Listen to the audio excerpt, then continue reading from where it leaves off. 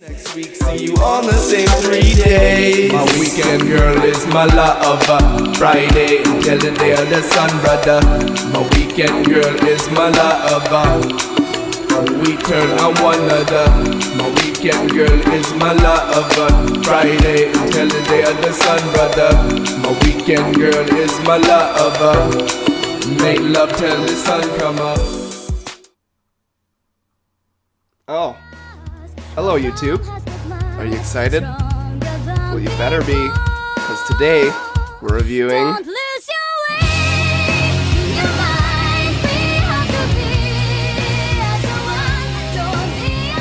Kill la Kill. So Kill la Kill is basically a show about two rival strippers who battle it out in a high school coliseum to see who's the sluttiest. Joking, of course, but if you watch the show on mute, that might actually be believable. The show follows our protagonist, Ryuko Matoi, a girl who's determined on avenging her father who was killed by a mysterious person with a giant pair of scissors. She has one half of the scissors, and she's looking for the person who has the other half, who will be her killer. Her journey takes her to the high school, Honnouji Academy. She quickly finds a nemesis to butt heads with, and that is Satsuki Kiryuin, the student council president at Honnouji Academy.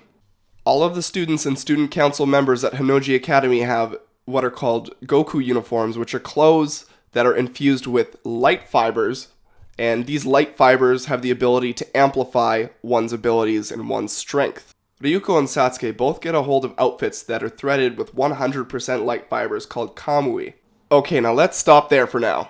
The rest of the story is kind of bogus, so we'll return to that later. Not really important for the time being. Let's get to the real reason why this show is great. Tits, tits, tits. And what if you're saying, Maslow, I'm an ass man. I'm not really that into tits. Well, don't worry. There's a whole lot of ass too. This show basically relies on fan service. The story is super weak. The characters are also kind of weak, a little bit flat. But it does make up for it with the fan service, and I'm not a person who generally chooses an anime simply for fan service, but this is a show that does fan service very, very well. I would basically call it Sailor Moon for men. You have all the tropes of the regular magical girl animes, you know, the transformation sequence and everything, but it's done to service the fans.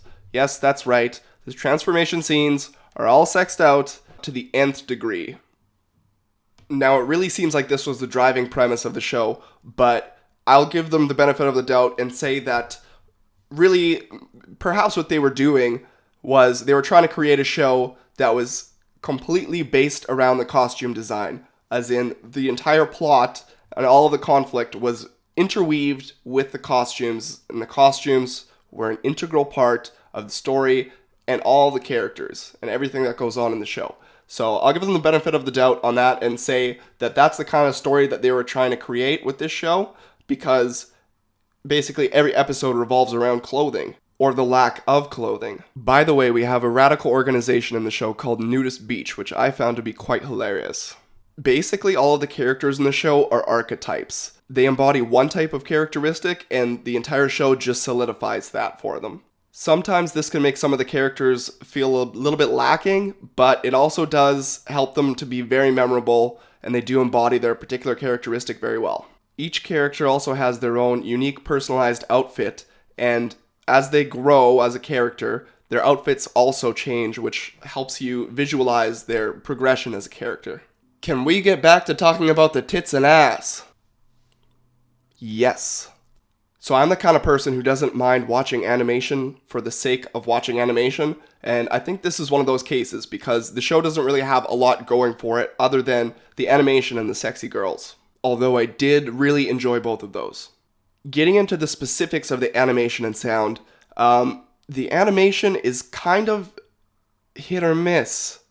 Some scenes are really good, they're animated really well, everything looks great, the explosions are like boom in your face and crazy and stuff, and at other times the animation just looks low budget. You can tell that they reused a lot of frames, a lot of cells, and it just looks cheap. But when they do it good, they do it great. But it's not always like that.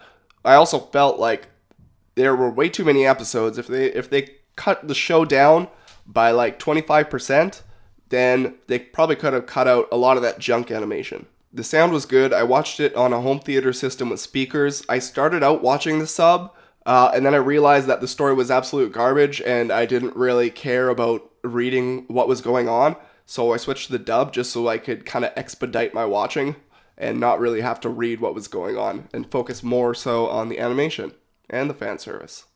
Again, I won't watch a show simply for fan service, but this show did it very well. One thing I feel that's underappreciated is that it's quite difficult to depict the human form, whether clothed or nude, and have it be believable and have it look fluid and have it look to some extent real. So I feel like they did that really well. Not a lot of people are doing that. Not a lot of animators are focusing on the human form, and I feel like this show did, and it was interesting for what it's worth. Now don't get me wrong, if this show was a person, they'd be a complete hype beast with probably no substance whatsoever. But I feel like the show can still be appreciated for its aesthetic. One thing I also really did like about the show is that it was really highly stylized. It had kind of a almost grindhouse type feel. It felt like a Tarantino movie. They had a lot of red and black, really bold text that accompanied a lot of the animation, and I feel like that went with the vibe of the show really well.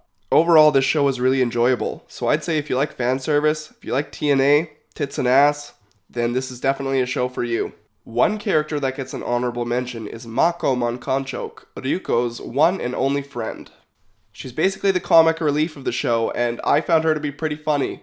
A lot of the jokes, I'm told, are lost in translation, and I can kind of see that, but it's still pretty funny, and she's quite a cute character, and I like Mako quite a bit. She was very memorable. Overall, I would give this anime a medium to high recommendation.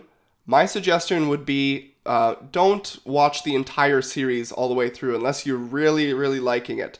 Maybe pick and choose a couple episodes because the story doesn't really go anywhere. That's very interesting. And even if you skip a couple episodes, you'll still kind of get what's going on with the show. So maybe pick and choose some episodes. It's also a good background show to keep on. But yeah, medium to high recommendation. So definitely one to add to your list. Thank you so much for watching. If you liked the video, make sure to hit the like button on the bottom. And if you're wanting more anime reviews, make sure to hit the subscribe button as well, because there's going to be a lot more coming. She cooks that good food, she's too kind. In love with one look that behind. Sweet lips and soft eyes. I'm speechless, she stops time.